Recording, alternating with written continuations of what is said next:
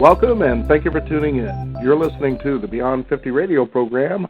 I'm Daniel Davis. As most people remember 9/11, we always look for the conspiracy to find out what was behind the whole thing. Then we found ourselves in a war in Iraq that still continues to this day, even including Afghanistan and everybody trying to figure out when this is going to end. But if you go to the deeper level of what's going on here, one thing you'll realize is true. War is very profitable. And it certainly became profitable from three unlikely people from Miami Beach who became the most unlikely gun runners in history.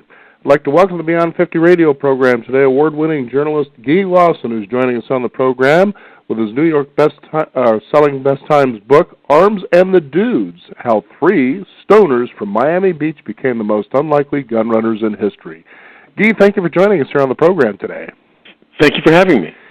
You know, you look at this, and it's not even surprising, because I've seen enough documentaries, especially when it surrounds 9/11, and of course, afterwards, No End in Sight was another interesting one. You look at the contractors and just everything going on, and this here, I think what just makes it amazing is these were just three guys, late teens into their early 20s, doing something that just almost seems to a lot of people to be improbable, especially when you think of all the players that are involved. Yeah, there's a kind of an adolescent aspect to the whole war on terror, isn't there?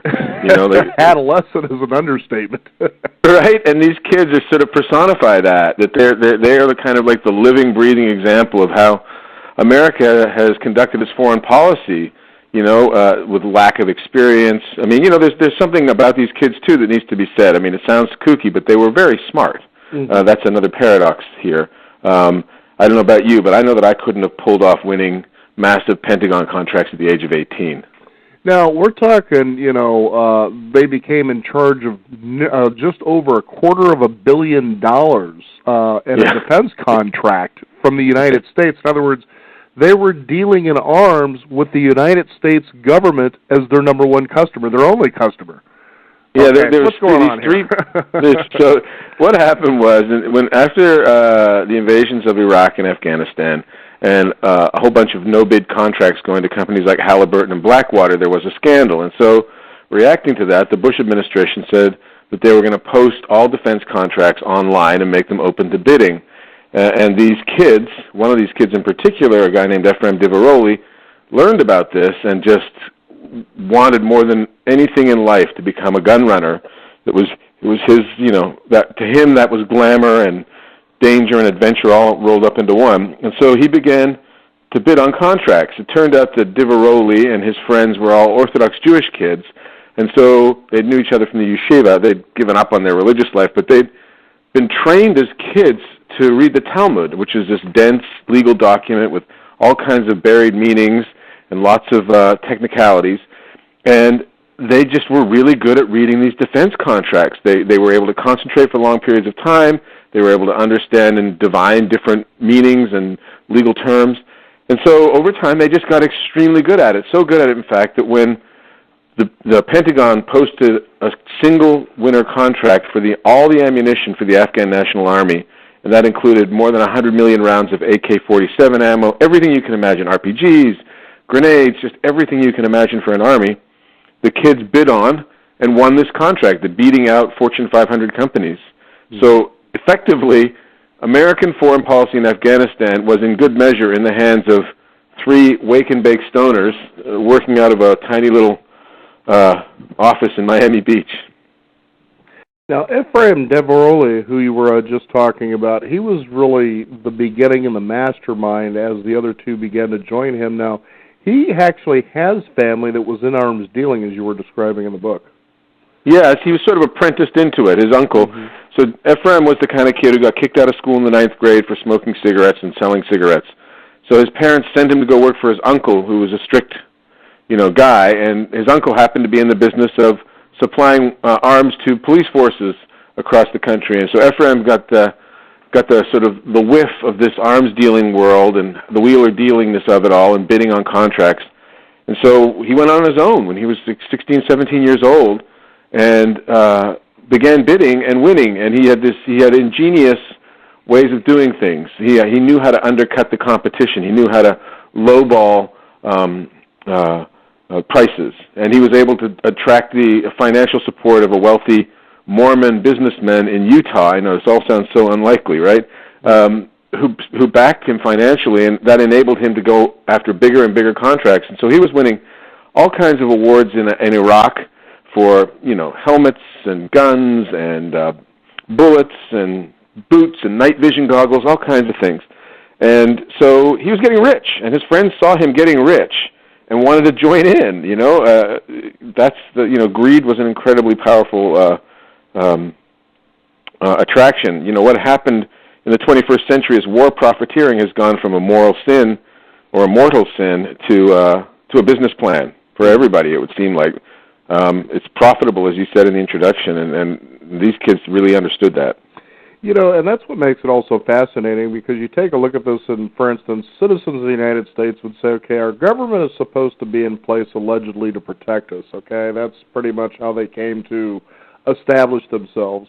And then you look at this as they become basically almost the world supplier in arms. So now basically what we're doing is we're supplying Afghanistan with weapons, okay? We're supplying Iraq with weapons.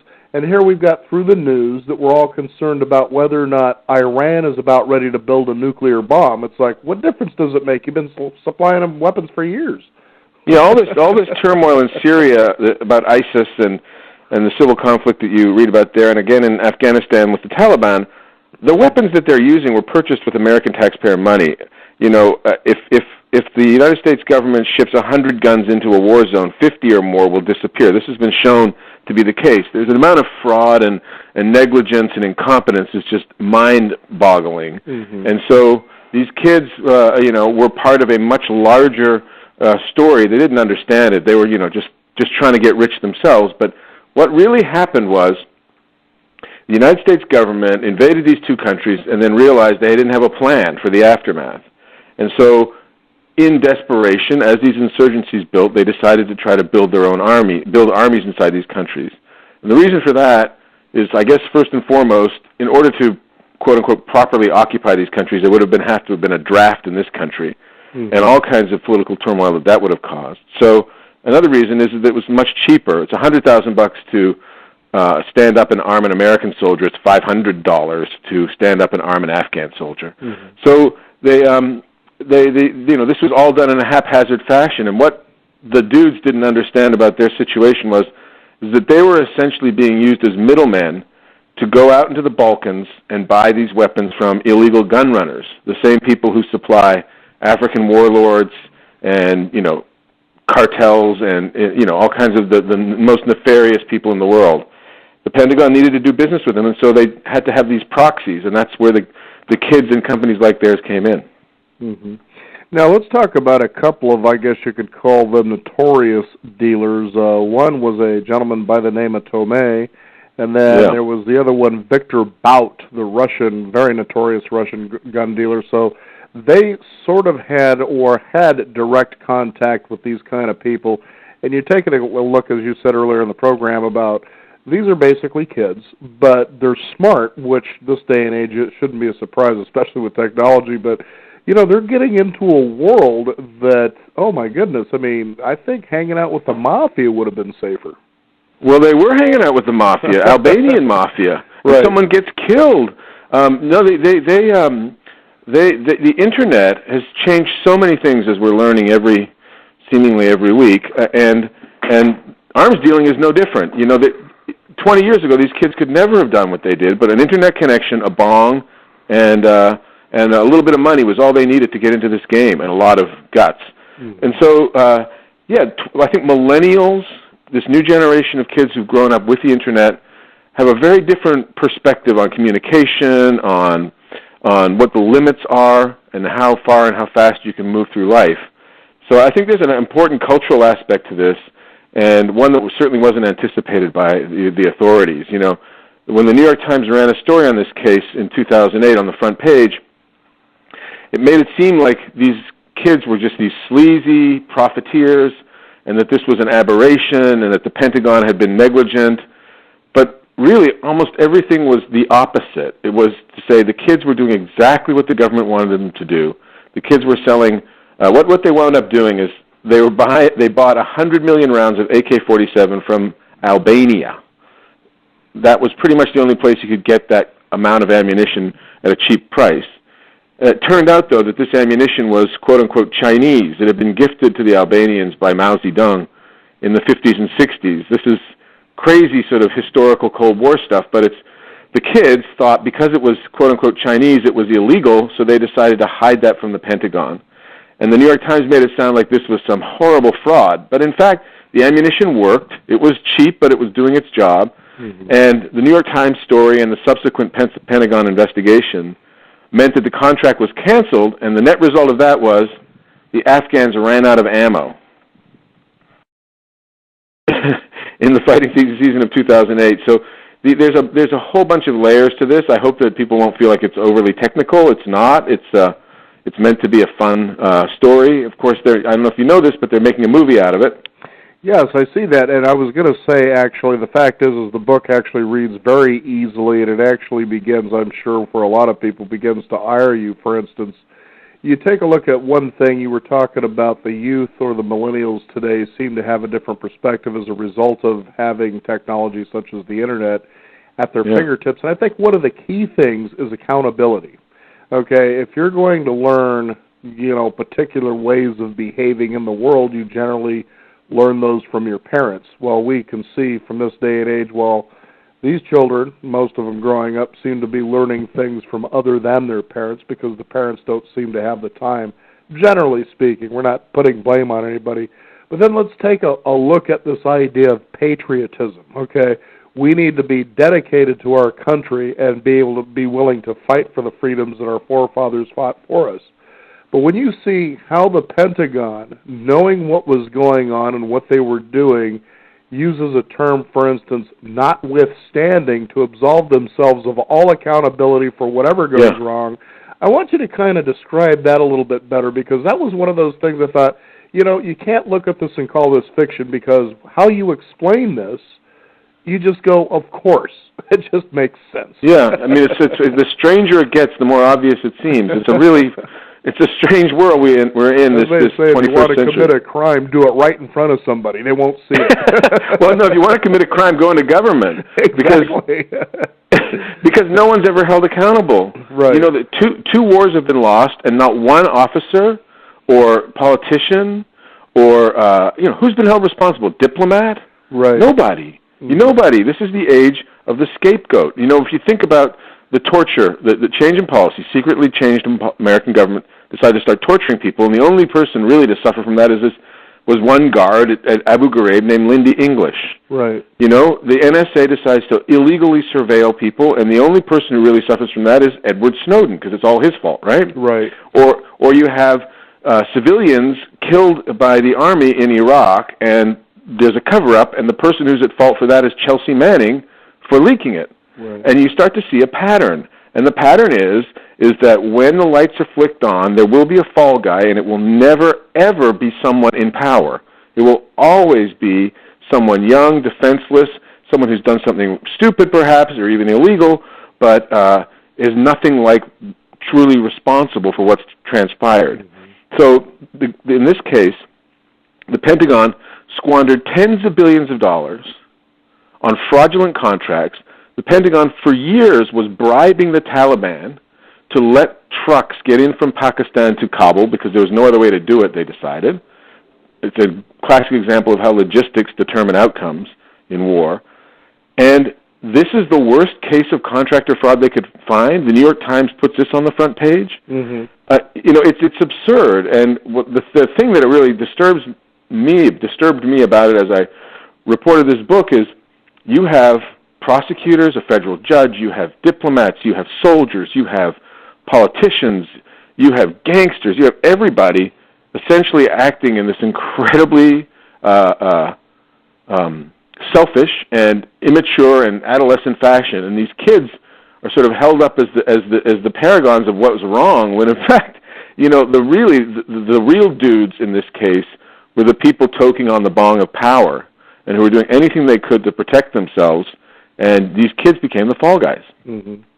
Now, it's really interesting. What I would first like to know, I would have been probably better to cover it in the beginning, is how did you come to get a hold of this story, and how did you go about surfacing the information that you have here? So what happened was, as people would read this, they'll realize this guy, he did a lot of good research, and it wasn't, well, I heard this or read a headline here, but it's more of a really direct face-to-face, I want to get right to the source as close as I can possibly get. Absolutely. I believe in that kind of outsider journalism, which is, you have to proceed from the place of openness and ruthless honesty. So I read the story in the New York Times in 2008, and like everyone else, I was amazed to hear about these kids defrauding the Pentagon. But, as a journalist, it's my responsibility, it's my privilege to question headlines and seek, go beneath and around what is commonly understood. And so in this case, I'm a contributing editor at Rolling Stone magazine, and I waited until the dudes had pled guilty, because everybody, pretty much in federal cases, about 99% of people plead guilty because it's so incredibly expensive and difficult to defend yourself against the federal government with its limitless resources. The dudes pled guilty, and I went and asked one of them if he'd talk to me, and he agreed to. And then I wrote this article, and then the article got a lot of attention, and so I decided that there was a lot more that I didn't know. I knew that there were documents under seal, and that lots of people hadn't talked, including officials in the Albanian embassy.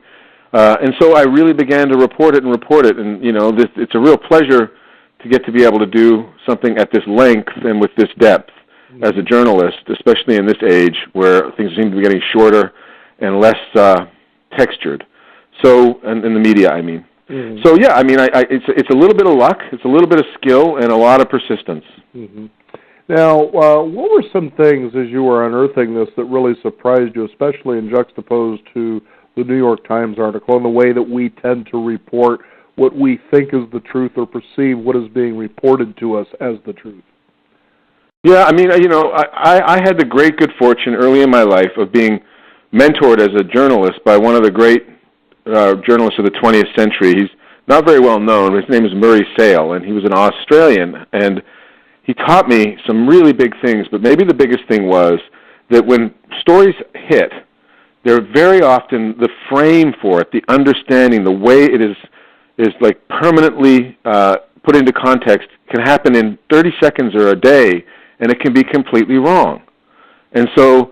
And it's very hard to fight against that. For example, Murray covered Bloody Sunday for the Sunday Times of London, and that was a military exercise. As the truth emerged 25 years later, that was not a civilian uprising. And Murray wrote that, but the piece never ran in the newspaper because the Prime Minister of England at the time insisted that it not run. The point being, though, that was diametrically wrong. And so I guess the most astonishing thing about all this to me was how difficult it is to change perceptions once they're made, and how people don't seem to want to care that they have something wrong.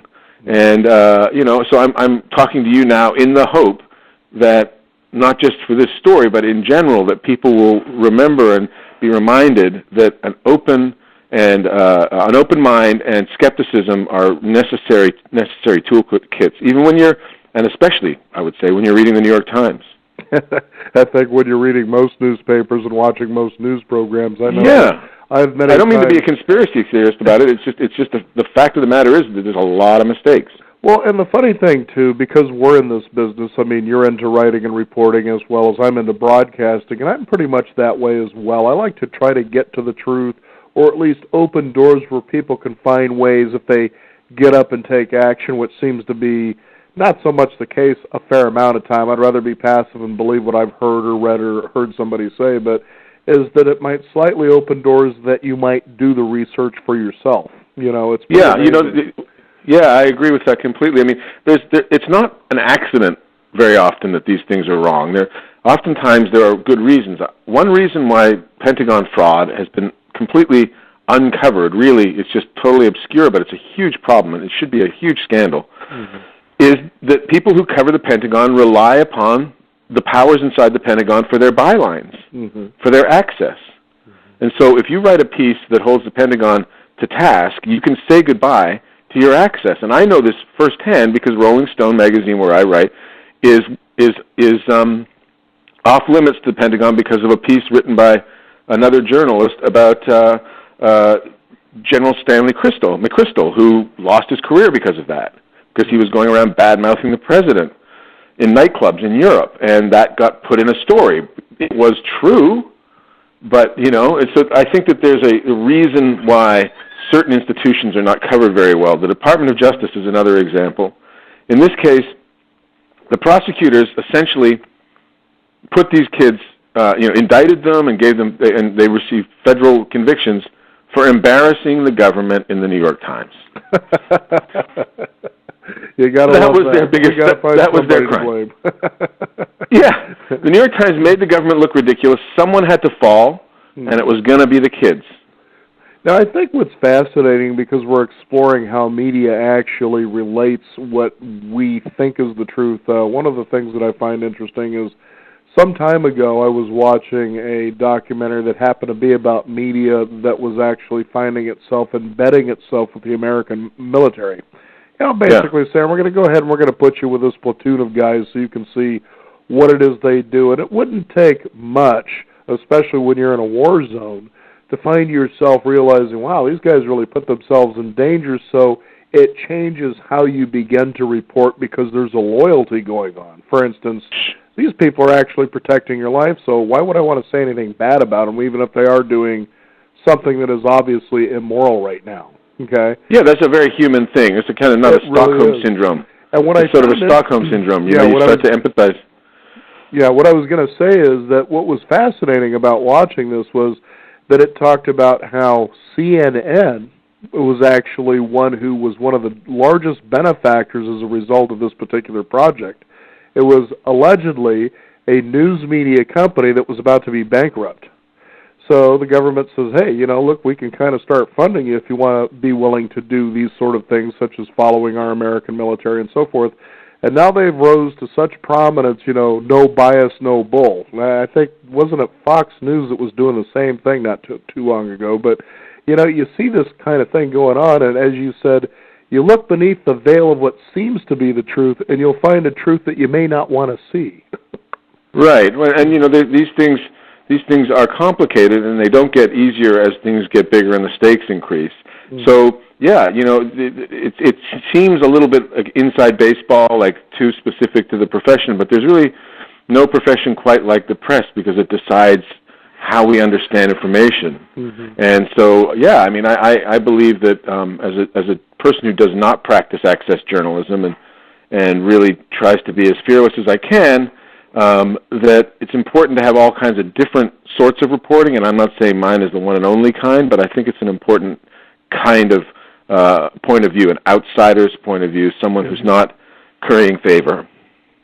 Well, absolutely. Now, as you were mentioning earlier in the program, this is to be made into a movie starring Jonah Hill, as I understand. How did all that Jonah Hill. I could see this being, right up there with the Falcon and the Snowman.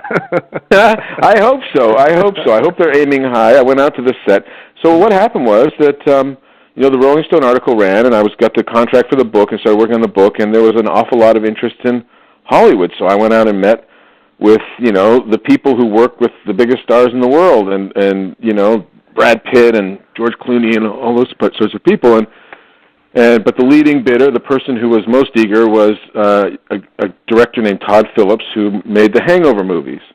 And he's a very powerful guy in the business, and so he won the sort of the thing, and I'm pleased to say that he's fulfilling his end of it. The movie has actually been shot. Oh wow! Okay. They shot it, and they shot it in was it Bulgaria, Los Angeles, Miami, Morocco. It stars Jonah Hill. It also stars Miles Teller, who was in a movie called Whiplash, and he's kind of a young rising star. And there's a cameo played by a really, really big movie star who I don't think I'm allowed to say who it is. But then it's got a release date for next March, so it's very exciting. And I hope that you're right that they make a movie as good as The Falcon and the Snowman. That was a great movie. Well, and also it's we also absorb and sort of form a lot of ideas about the world through movies, and you kind of wonder how well Hollywood, and I'm just going to right out say it, distort the reality of the situation here, because they tend to do that, a lot of times with stories where you think, okay, well, they portrayed it this way, but really it was like this. So what gives? Because I think that would have been more interesting.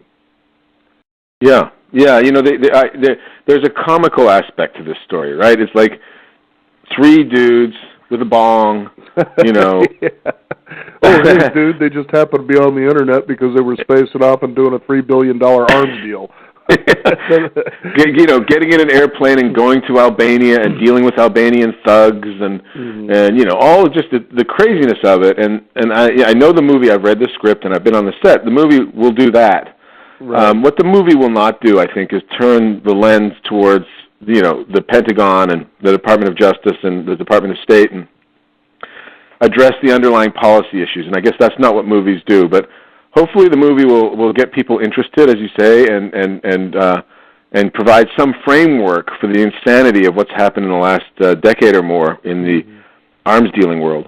Yeah, and in the world on war on terror, especially. As I said earlier in the program, the war on terror. Well, that's a great way of saying we found a different, more unique way to continue to make war profitable, because it is. Yeah, it's the biggest. Death is the biggest business in the world. I mean, when these kids went into the business, they started going to these trade shows around the world. There's one in Las Vegas called the SHOT Show. There's one in Paris every year, and then there's they're all over the world. They're going on all the time. There's another one in Abu Dhabi, and these trade shows are massive. They have amphibian tanks and fighter jets coming overhead, and all these people who are otherwise enemies. Iranian generals standing next to Saudi generals, standing next to, Syrian officers, just, the whole sort of confluence of death. It's the biggest business in the world. It's a sad comment on humanity, I guess. Well, and you were even describing even further, just to put the cherry on top of the sundae here, and they serve Moet champagne. Oh yeah, and caviar, and they have all these beautiful women standing there. It's like a car convention gone insane. Right. Of course these things exist, but it's very hard to get your head around the moral universe that permits them. Mm-hmm. And I think that particularly Ephraim Diveroli was more than happy to let morality or any sense of kind of right or wrong just fall by the wayside and just do it purely for money. And that, in his view, was what gun running was all about. It's all about amorality. It's all about doing things in the moment, because if you don't, someone else will. And the United States government is in that business in a huge way. So your taxpayer dollars are funding these kinds of events and these kinds of people and keeping the United States, as you say, in business. Now, I didn't take the chance, but is the website that you showed in there, was it FedBizOps, I believe it was? Yes, fbo.gov. Oh, yeah. Okay. Oh, this is going on. Oh, yeah, absolutely. Okay. Yeah, no, this is still the biggest business on Earth. The biggest customer on Earth is the Pentagon. And anybody of your listeners can do this from home. People do it. You just you have to get qualifications. There's a few little things you have to do, some licenses and stuff, but it's not difficult. Mm-hmm.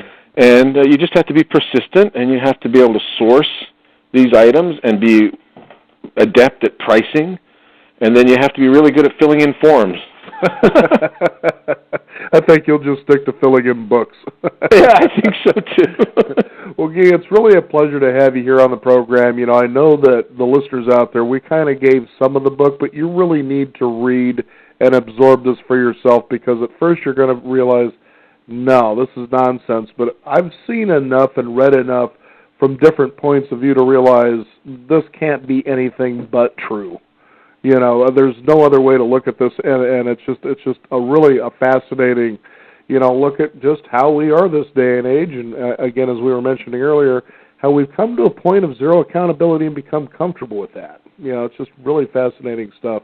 Is there? Yeah, it's really, it's happening in Albania right now. So maybe I can just leave you with this is in the headlines. This book is on the front page of the Albanian newspapers right now, because one of the things that happened here is that 28 Albanian civilians were killed in a munitions explosion, and the political class in that country just voted itself to have immunity. And it's much, in my view, like what President Obama has done with many of the policies of the Bush administration, like torture and things, to just leave them unprosecuted and unexamined. And you can understand the reason to do that, to just let sleeping dogs lie, but the price that people pay for that, the lack of accountability, is really an important element, and I hope that people will read the book with that in mind. And I really appreciate you having me on. Oh, yeah, it's been a pleasure. Incidentally, we actually have another guy that's, he's not necessarily a journalist, but he ended up spending close to half a century researching a project you might want to take a look at. It's called 30 Illegal Years to the Strip. And so when it comes to the government and corruption and all that, you know, especially dealing with the gangsters back and Prohibition, it's a real eye-opener, definitely. But anyway, for our listeners, is there a website that you can give out where people can find out more? Yes. You know, I think probably the best way to contact me and find out more is to go to my Facebook page. So it's just Guy, G-U-Y, Lawson, L-A-W-S-O-N, .author on Facebook. But I'm also on my website, GuyLawson.com. And, you know, and if your listeners read it and enjoy it, please post a review on Amazon, and I'm happy to answer any questions and take advantage of this crazy Internet stuff. Well, you know, and on the other hand, too, they're going to have to absorb it before they can decide whether they're going to enjoy it. I hope they pick it up, and I thank you so much again for your time. You bet. The book again is Arms of the Dudes. Our guest today, Guy Lawson, joining us here on the Beyond 50 radio program. We also want to thank you, the listeners out there, for tuning in as well. You can discover more by visiting us at beyond50radio.com. That is the number 50, and you can also follow us on Twitter at Beyond50Radio. I'm Daniel Davis. Thank you for tuning in, and remember, live your day past halfway.